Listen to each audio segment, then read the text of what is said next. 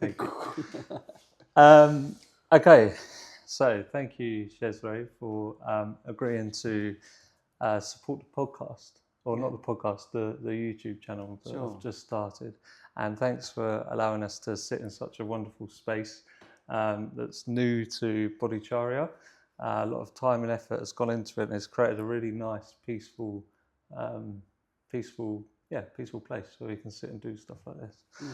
Hmm. So as you know, since launching the YouTube channel, there's a particular approach I'm looking to do with it. So Hmm. it's kind of like a more of a grounding channel, Hmm. particularly around mindfulness, travel, with a little bit of Buddhism mixed in there as well. So I Hmm. thought, who better to ask than my dear friend Cesare to give his insights. So from my perspective and how I know you through Bodhicharya Kent. Hmm. Um, I joined the group about a couple of years ago now, and I've come kind of on and off. But when I have been, I've always gained something from the evenings, and I've kind of incorporated that into my life. You're also like a very dear friend with a lot of wisdom and a lot of kindness that you've given me over the years that has helped me kind of transform from where I was to where I am now. So I've got a lot of gratitude for Oh, you. thank Thank you. you. Um, but for people that don't know who you are, who are you? Who am I? I don't know. That's the million-dollar question. Who are we? Mm. Yeah. I am a guy that lives in Rochester, and like you said, I met you through Bodhicharya Kent, which is an example of a Buddhist group Mhm. under the direction of Rinpo Tulku Rinpoche, and part of a wider Bodhicharya family around Mhm. the world. So we started that in 2013 Mhm. here in Rochester. And I've been facilitating that since then, and that's how we've met. In my day job, I'm a psychotherapist, Mhm. so I work in mental health, and I also teach mindfulness and compassion courses and Mm. trainings to kind of staff and public for about 10 years too. So yeah, that's about me. Yeah. Thank you. Thank you. So obviously, kind of mental health and mindfulness is embedded in not only your job but also outside of um, your kind of career as Yeah. such. Is there any particular reason as to why you chose that path or how you kind of got into that Yeah. route? Do you think? Yeah, it was quite a conscious thought process, actually. So I met the Dharma or Buddhism, you could say, in 2007. Mm. Prior to that, I'd been exploring other kind of Dharmic traditions, Mm.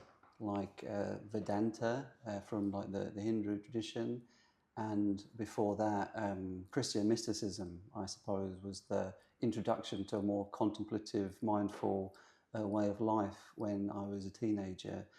But at that time, there wasn't really kind of much context or Mm.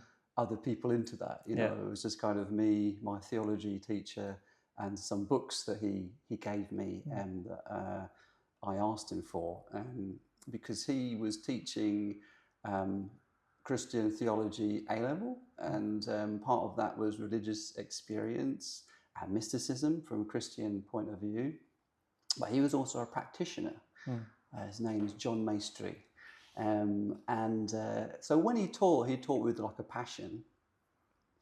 And I had like an inner world that was yearning for that, but there was no context in my life other than, I guess, the standard exoteric religion that we all know in our culture. So I was really drawn to him and that. So I spoke to him about my interest, and we had like a few little sit down meetings talking about it, like outside of class. And he recommended a number of books to me that I read, and I tried to kind of study and practice that a little bit on my own. And it was a little bit like a lifeline, I guess, at that stage, because there was a hunger for something a little bit more, um, uh, I guess, meaningful Mm. in terms of how to live and approach one's life, but not much of a context. So I felt quite lonely inside, and that gave a context, and he gave a lifeline through that.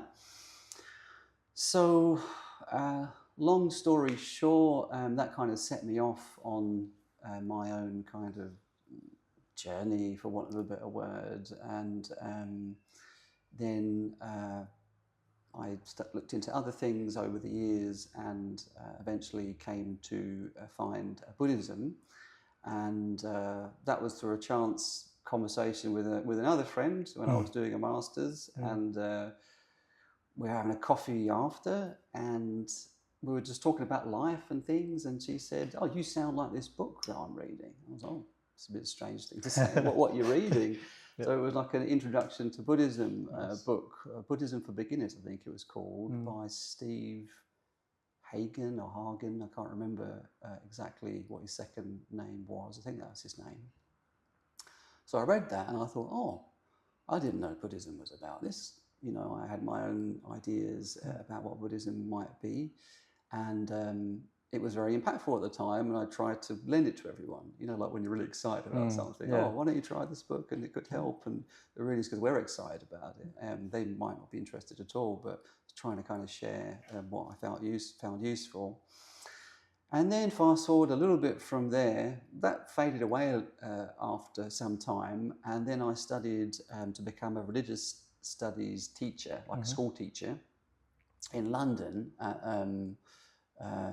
the, what's it called now? The Education Institute or something like that. Institute of Education, that's right. And it was really cool because studying in London, all the traditions are there, all the temples, the Gurdwaras, you know, Gompas, whatever you want is there, mosques and so on. So we went to all these different places as kind of part of the studies to learn from the people that are actually embedded in those traditions. So it was like traveling without going anywhere. It was really cool. I really enjoyed it. And we did that. And then one of my peers did an extracurricular thing. So he went to an extra Buddhist place. We went to, I think, the London Buddhist Centre as part of, in Bethnal Green, as part of the actual studies, and then he went to Rigpa on Caledonian Road, and he came back from that, and I said, "How was it?" And he said, "Oh, it wasn't really that great. I didn't really get to see much and so on." But I said, "Oh, take me there," you know. So it's like he went to a restaurant and didn't have a good time, and then I said, "I want to eat there." I have no idea why I said that. It doesn't make any sense to this day. So he took me along. He said, "Well, I'm not going in again. I've already been." And the lady there was very, very nice, like a volunteer, you know, like at a centre like this, took me around and was showing me all these pictures of these Rinpoches. And I thought Rinpoche was a second name. So I was like, wow, this family has got a real monopoly on this Buddhism thing. I had no idea what it meant, like precious jewel or something like that. And then she recommended a book to me, the Tibetan Book of Living and Dying. And I mentioned it to my girlfriend at the time. Have you heard of this book? And she said, "Oh, maybe." And then she bought it for me for Christmas. And I read that book, and it kind of just, you know, as they say in the Italian job, blew the doors off. But, you know, without the swearing. And it completely articulated everything that I had felt and thought inside in the clearest sense I'd come across before. Christian mysticism did to some extent, and I still feel kind of a deep connection to that path and other mystical paths. But for me, the Tibetan Book of Living and Dying and that approach made more sense for myself. So to answer your question, I did train as an RE teacher, like I said, but for me, Western psychotherapy was the closest thing in my culture that I could find that worked with the mind and the emotions and so on, like the Dharma does. So I wanted to train in that, because it was the closest thing I could do that was aligned to my Dharma practice as a livelihood. So right livelihood, you know, is an important thing from Buddhist point of view. And I thought, well, you know, if I could make money doing that and being a little bit of benefit, then it's a good idea. So that's why I did that. Awesome. Thank you. And it's really interesting what you said. You said so many things in there that I'm trying to remember in my mind to reflect back. And I think one of the things you said was about the amount of, well, the different people who had come into your life and influenced it. And you kind of, perhaps you did or didn't know at the time that they were going to influence something much bigger. And I think I found that along my own kind of journey with either Buddhism or AA or whatever it may be. Even for me, because I'm in recovery, I'd like to speak about it to allow it kind of openness for others. And even getting to AA was influenced from the Buddhist group, because the first person I met there, they influenced me to come to the meditation evening. And I came to the meditation evening, then I met you, and then from you I met a hypnotherapist, and then a hypnotherapist, and it all kind of all mixes into one, doesn't it, when you kind of go with it. And I think it's important to, if something, this is my experience, if something feels really, deep ingrained in you, or something's pulling at you, to really kind of follow the thread to see where it leads, because it can take you down a path where you don't even realise where you are, right? So you spoke about obviously Buddhism, meditation, mindfulness, and Rinpoche. I'm trying to think where to go with it. So when you say that Buddhism, it spoke to you, was there anything in particular that was obvious, that spoke to you? Like, was it a particular phrase, or was it a particular practice, or was it just the whole Buddhism in general? It's a good question. I don't know. I think more it was like a felt sense. So not like a phrase or a practice necessarily, but more of something that felt kind of familiar and true to me, made sense. So there was a sense of like rediscovering myself, I suppose, or something that externally spoke to what was most meaningful that I found in myself or in life, So it was quite validating in that sense, because up until that, I felt like a bit lonely, like that part of me, I had friends and so on, but that part of me felt quite lonely.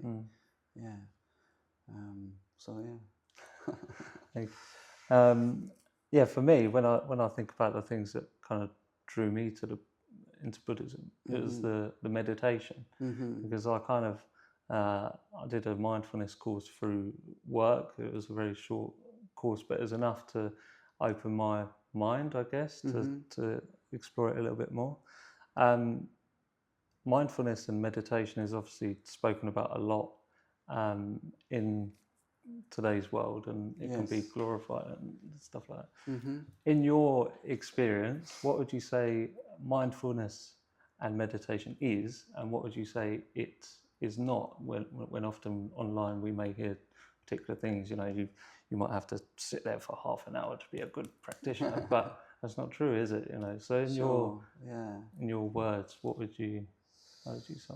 I mean, I think the essence of it is being just a little bit aware, and aware of not just like our surroundings or being aware of doing what we're doing while we're doing it. Yeah, it's also about that, like being present in the moment, like what you can see, hear, taste, touch, smell, and just being kind of relaxed and aware with that. But also like what's rising within ourselves, thoughts, habits, emotions, and so on. And with that awareness, learning how to kind of relate and be in peace with our internal experience without being too carried away and being too kind of overwhelmed by it.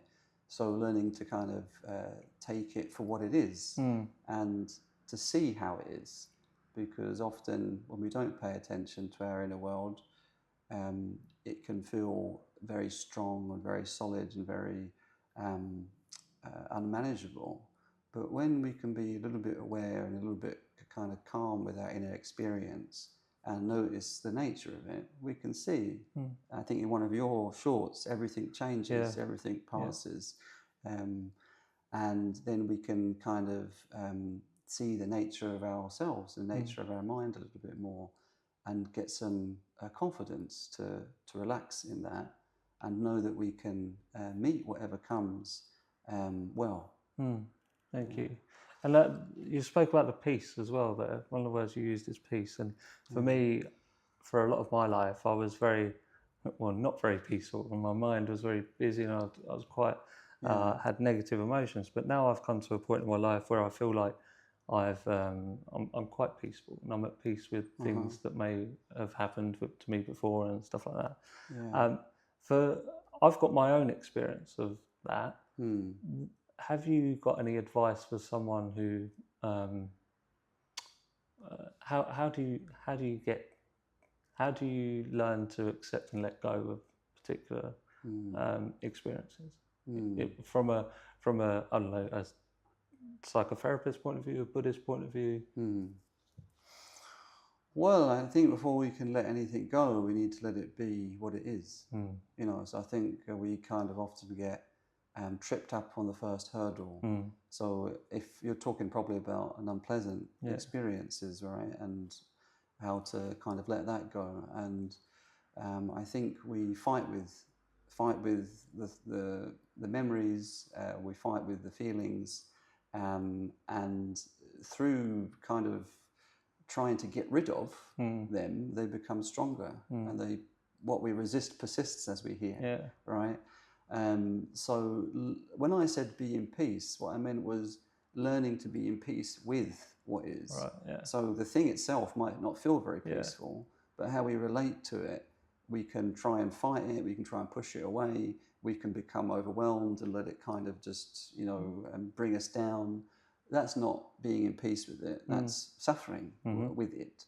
So learning to accept, this doesn't feel good right now, or I don't feel good right now, or I'm suffering right now, and then allowing ourselves to kind of make friends with that in a sense, without too much struggle with it. And of course, if we can do some things that can make us feel a little bit better, or sometimes we might need to distract ourselves and so on, we should also do that. But before I think we can really let something go, we need to let it be. As the Beatles sung, let it be. Just trying to let it go. Letting it go, if we can relax and be in peace with it, happens automatically. Yeah. Because as you were saying in one of your shorts, everything passes. So the nature of everything is to change. That's the nature of everything anyway. So our thoughts and our emotions will change no matter what. Yeah. The reason they persist is because we grasp onto them, or we ruminate about them, or we generate the emotion again. And there's some research that says that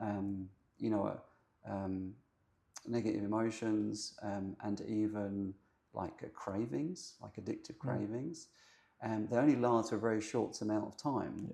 But then we repeat maybe the memory or the thought to kind of reactivate it. So then it seems to get bigger and last more and more and more. So that's the bit we can do something about. We can't stop the thoughts or the emotions coming up, pleasant or unpleasant or neutral or an impulse or whatever. But we can learn to relax with what's coming up and be in peace with it best we can, with a little bit of awareness and a kind attitude towards it. And then it will change anyway, My mum once said to me, I think this was brilliant what she said, because she's been coming to these sessions and meditating for a long time, although she'd say, I don't know anything and all of that. But she said to me once, like, where have all the thoughts you've had gone since you woke up?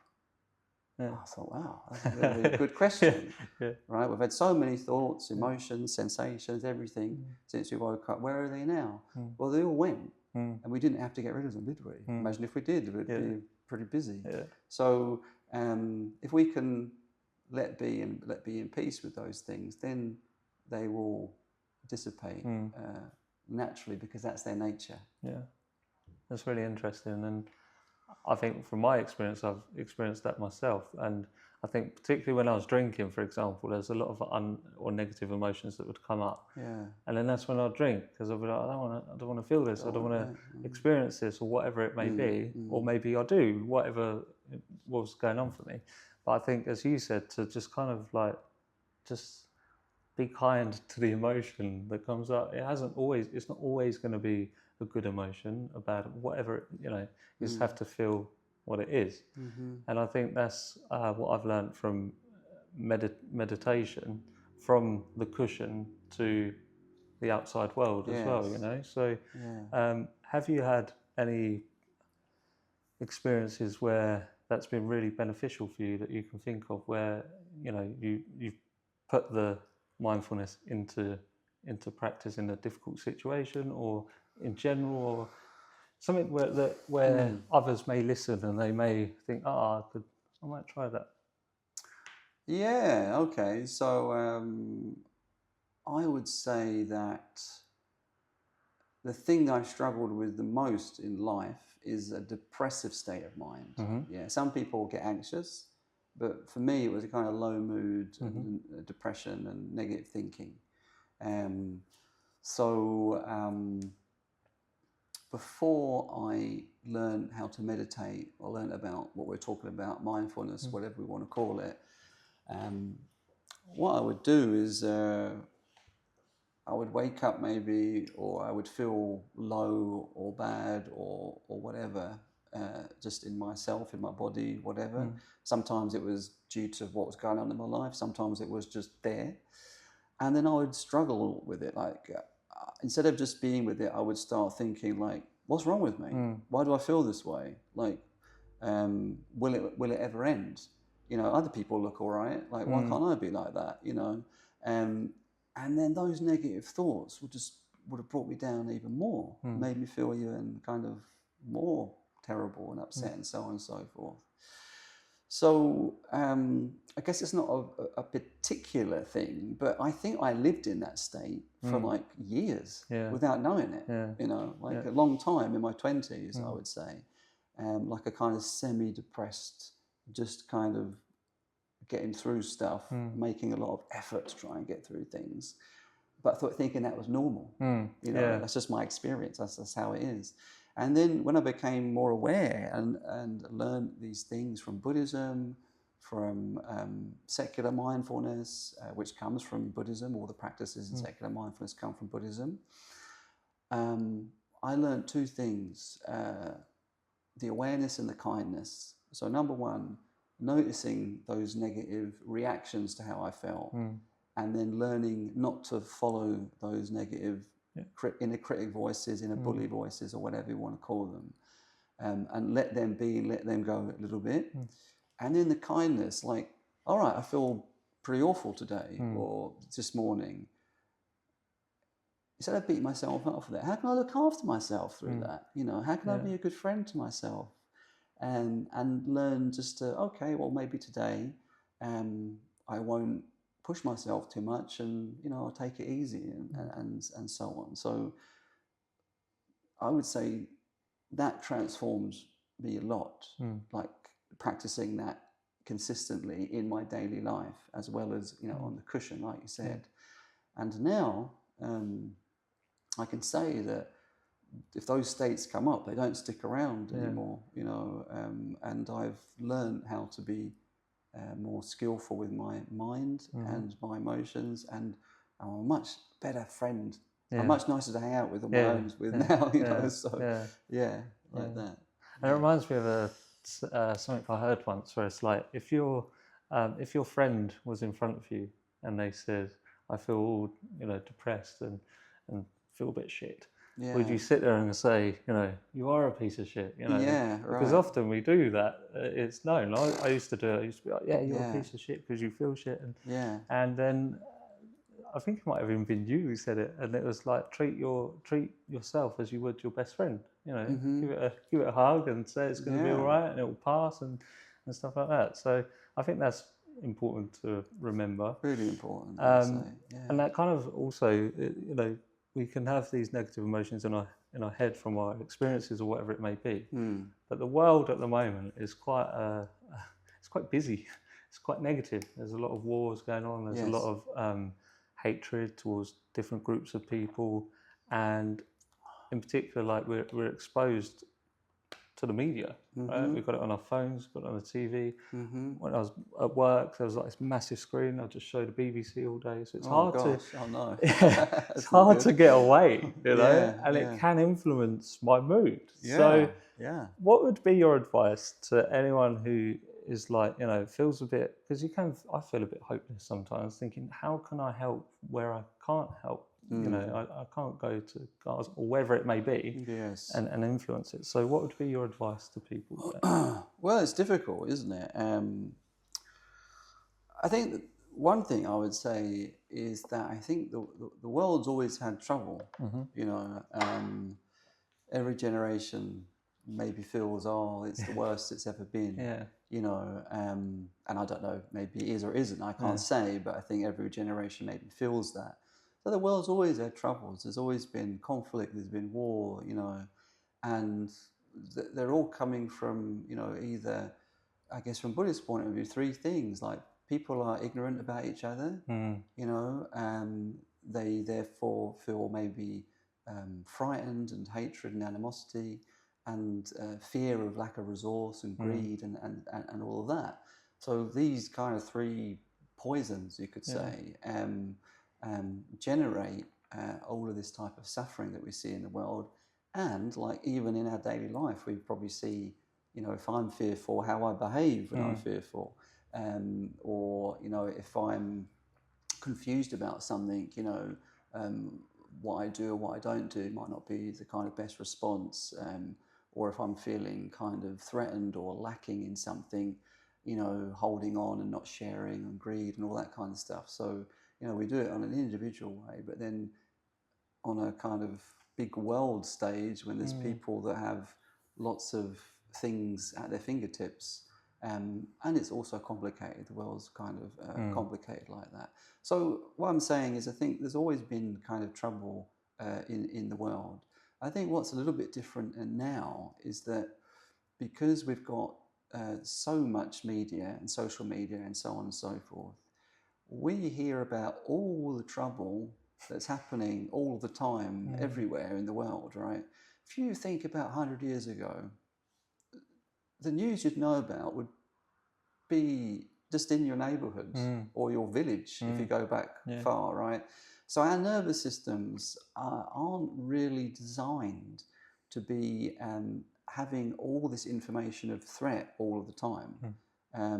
It's designed to respond to micro threats that happen, and we respond, and then that's that. But the news media is a little bit addictive because it's about what's going wrong and fear. So the animal in us wants to know what's going wrong so I can survive. So the people get addicted and to checking the news all of the time and making them feel worse, and then they get anxious because they want to know what's happening, so they check it again, and it goes in a little bit of a loop.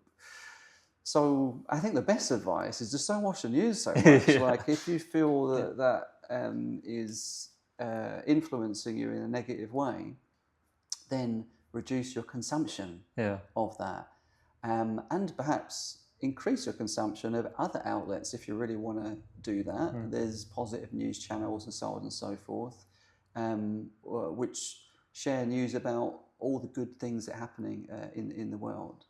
And there are terrible things happening in the world, but there's also a lot of good things as well. But if we just look at the kind of down the microscope of the news, it would give us a sense that everything is terrible, you know. But I don't think it is necessarily. And then what to do if you want to help? Well, I think we need to do what we can, you know, and then what we can't, we have to accept. And, you know, I think sometimes we get caught up in thinking we have to change the world, we have to save the world. And I don't, it's not possible. but we can change someone's world. Exactly. Yeah. Yeah. So look, you're talking about people you've met along the way. They changed your world, right? Like you might, me too. We would not be the same No. or sitting here having this conversation if it wasn't for them. And then, you know, you're bringing this channel and you're sharing, and you might change other people's worlds, right? Yeah. So I think we have to realize that actually we can make a big difference as one person with a good intention and sharing a little bit of wisdom we've learned along the way. Yeah. You know, it ripples out. Yeah. You know, and this is a That's so beautifully put. this is an example of that. What's happening right now? Yeah. Yeah. It's really interesting because you said a couple of things there. So the first thing that I heard was you have a choice, essentially. Mm-hmm. You know, choose the good stuff over the bad stuff, but you can still be aware of the negative, but don't latch onto it as much when you do have a choice to go and have a look at the good things, you know. And the other thing you spoke about is making an impact where you can. And I interviewed Andy Lowe, and he said a similar thing. He was like, we're never going to change the world on your own. You're not going to do it. But look at what you can influence, what you can change. And it is about influencing others and, or not particularly influencing, but, you know, trying to help others in whatever way that you can. Exactly. And when you said about the channel, I came to the group on Tuesday, and someone said they'd seen an interview with Powden, and it really like opened their eyes to their own self, and they got something out of it. And I was like, I was one person, and I was buzzing, you know. And that's what I'm trying to do. So that makes sense to me. The Dalai Lama said, if you don't think one person can make a difference, try sleeping with a mosquito. You know, a very little thing makes a big difference. It does, It's a joke, but it's kind so of true, the point, right? you know. And you spoke about the world being a beautiful place, and I think that would lead us nicely onto travel, because me and my wife, we're going travelling, and we start on Sunday. We've been doing some UK travel, and then some Europe and India and stuff like that.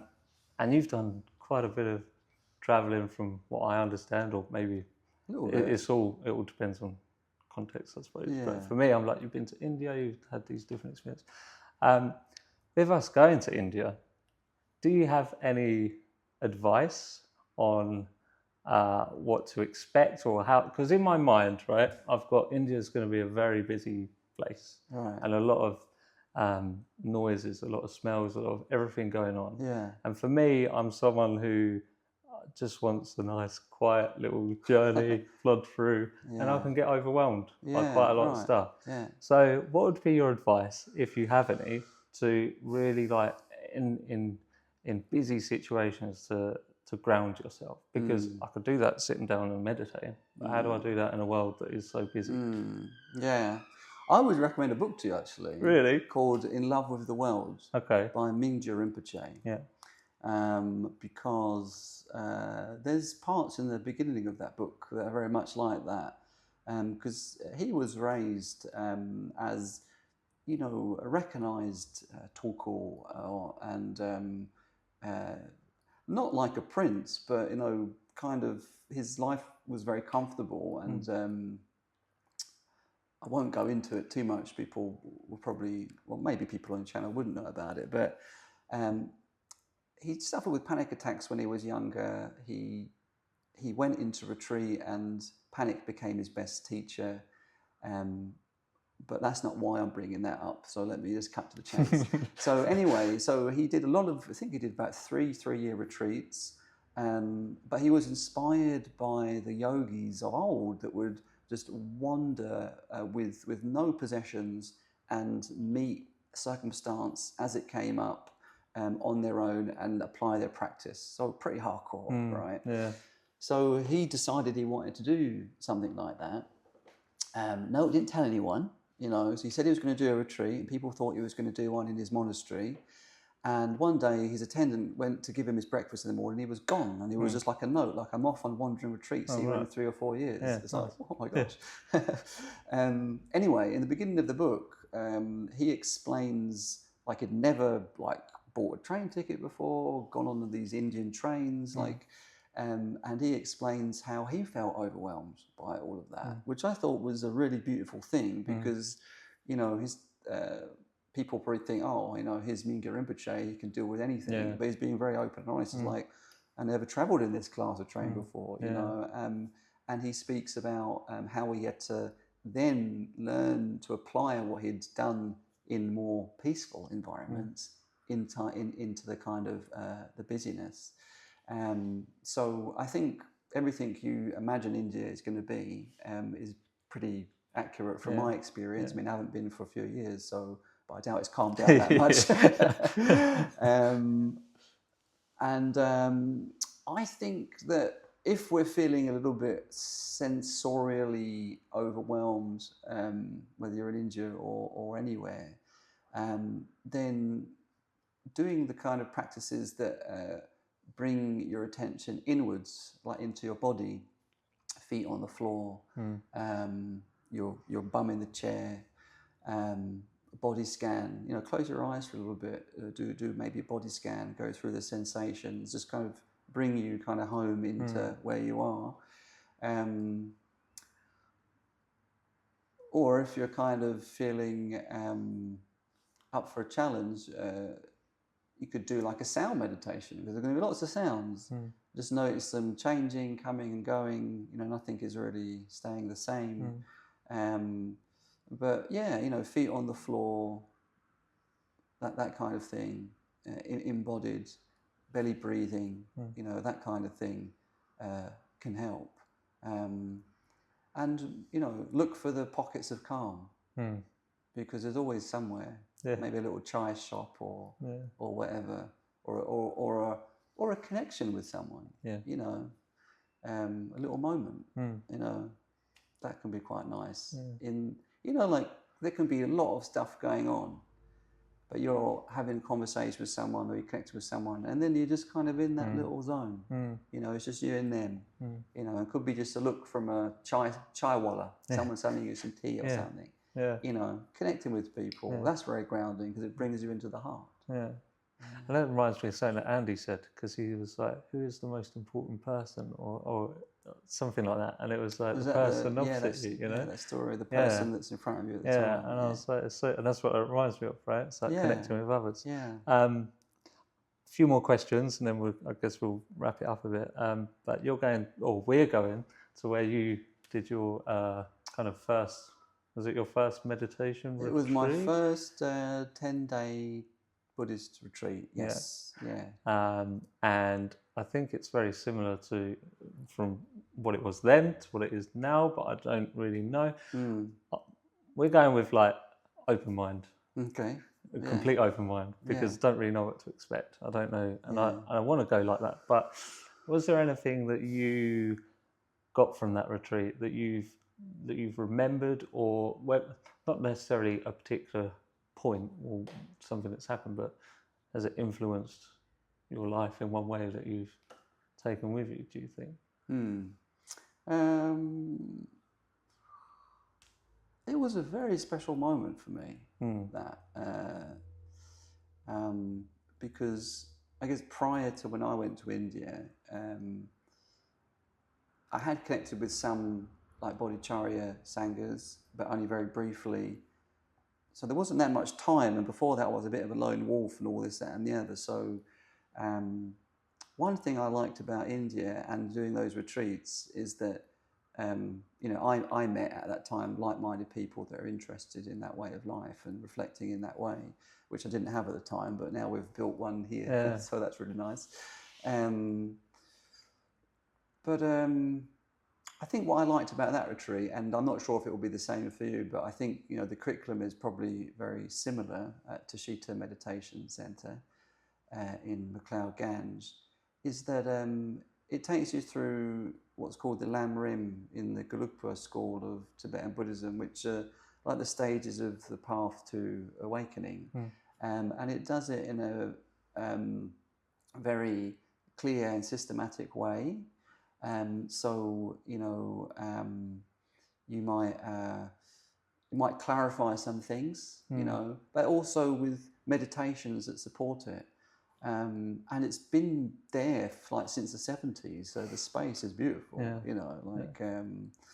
So I think it was very inspiring, like deep down in the heart, you know, like whenever I go on retreats and do things like that, it's extremely nourishing and affirming and meaningful, and it kind of fills you up and gives you the energy to go forward and do what you want to do in life, you know, and share whatever that is. You can't put it into words in the way that you can, you know, with others and for yourself as well. So it's very nourishing. Yeah. That's really interesting. You spoke about finding like-minded people. Yeah.